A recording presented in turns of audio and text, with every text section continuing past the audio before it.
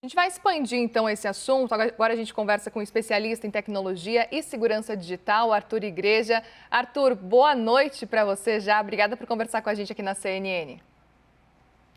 Boa noite, prazer estar aqui. Prazer é nosso. A gente já começou entendendo um pouquinho mais na reportagem da Adriana De Luca sobre como funciona essa tecnologia, mas eu gostaria que você falasse para a gente também qual que é o diferencial dessa tecnologia da Starlink, por que ela recebe tanto destaque mundo afora, por que mencionam tanto ela e qual que é a importância de trazer ela neste momento para a Amazônia. Olha, a estratégia do Elon Musk em relação à Starlink, ela é muito interessante, porque afinal de contas nós temos que lembrar que grande parte da população global ainda não tem acesso à internet.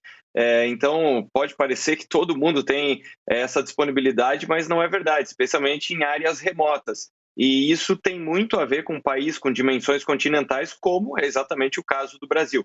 Então, por um lado, nós sabemos os saltos que nós temos com chegada de internet, banda larga, e nós estamos falando de 5G, mas 5G que só chegará nas pequenas cidades, por exemplo, estima-se que por volta de 2027 a 2028.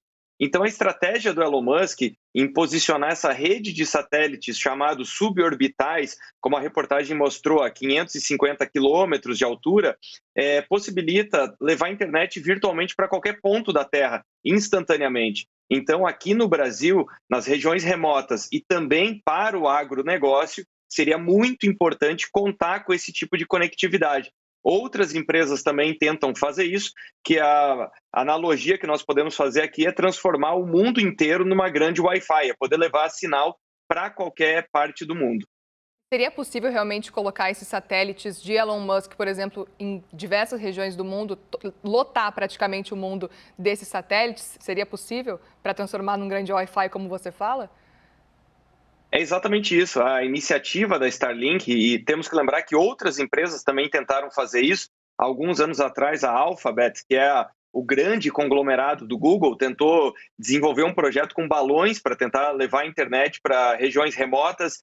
Mark Zuckerberg também já falou que um grande desafio, por exemplo, do continente africano era a conectividade. Então, esse é um assunto que tem tudo a ver também, por outro lado, com o próprio Twitter, já que agora o Elon Musk começa a entrar nesse mundo das redes sociais. Então, quer dizer, as redes sociais elas precisam cada vez mais de um maior número de usuários. E para aumentar o número de usuários, a nova fronteira é justamente ter conectividade. Então, dá para perceber que ao longo do tempo, o que o Elon Musk faz é criar conexões entre os seus próprios negócios. Ou seja, ele desenvolveu a SpaceX, que é uma empresa especialista no desenvolvimento de foguetes, lançamentos, trouxe uma redução de custo muito importante nessa exploração espacial.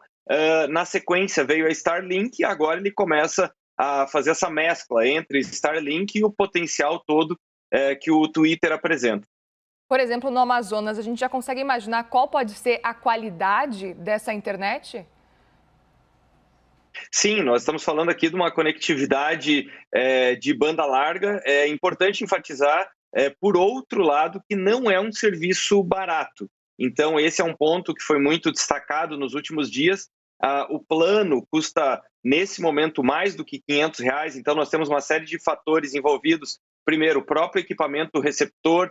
De outro lado, é um serviço inédito, então ele tem um custo mais alto, mas não só para o Amazonas, como volto a citar para várias localidades onde, por exemplo, o agronegócio é muito pujante, mesmo com esse valor, que para grandes cidades não seria uma mensalidade competitiva, nessas localidades pode ser que seja. Então, e outro fator que nós temos quando o assunto é tecnologia, é que ao longo do tempo os custos são declinantes. Então, nesse momento, o link custa mais do que R$ 500, mas tem uma boa velocidade. A tendência ao longo do tempo é que ele fique cada vez mais acessível.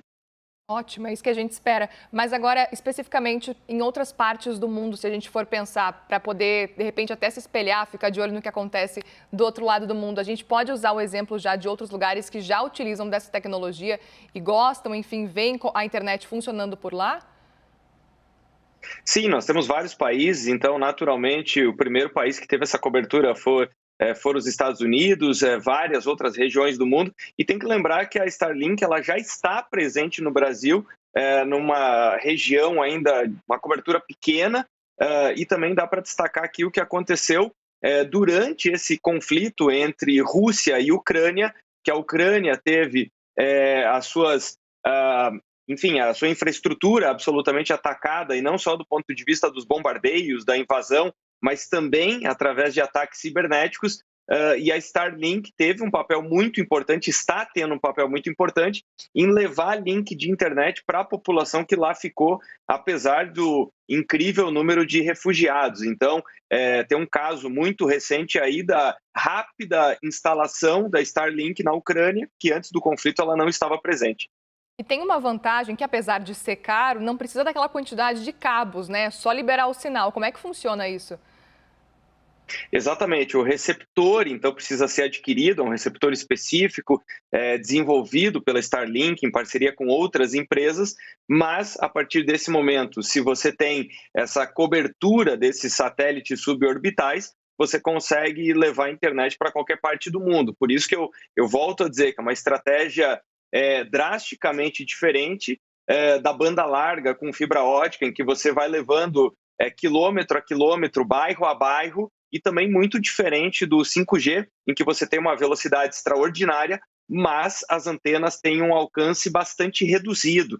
Então, por exemplo, comparando-se o 5G com o 4G, o 4G consegue ter uma cobertura de por volta de 15 a 16 quilômetros. O 5G cobre apenas poucas centenas de metros. Então, quer dizer, isso pode funcionar bastante bem em metrópoles com grande densidade populacional, mas fica muito difícil quando nós pensamos numa condição como o interior do Brasil. Então, são estratégias que eu diria que são tecnologias que eu diria que são absolutamente complementares. Então, quer dizer, aonde passar cabo não for um problema, o melhor custo-benefício possivelmente será da internet cabeada. Agora, para os lugares longínquos, entre não ter internet e ter uma possibilidade como a da Starlink, é muito melhor ter essa possibilidade que o Elon Musk agora traz essa parceria mais estabelecida, mais estreita com o Brasil.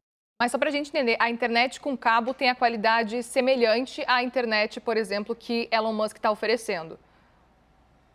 Na verdade, ela tem menos limitações, porque, afinal de contas, esse link por satélite ele é bastante custoso. Então, a banda ela é bastante controlada, o número de conexões também. E quando nós falamos dessa infraestrutura urbana, dos cabos de fibra ótica, do 5G, enfim, uma das potencialidades do 5G é justamente o número de conexões que é muito expressivo. Então, são diferentes. Nós temos menos conexão, um pouco menos de velocidade, mas muito mais alcance. Então, são trocas justamente por ser uma tecnologia bastante diferente. Arthur Igreja, sempre bom tirar as dúvidas com você, especialista em tecnologia e segurança digital. Obrigada por conversar com a gente aqui na CNN. Obrigado, até a próxima. Obrigada.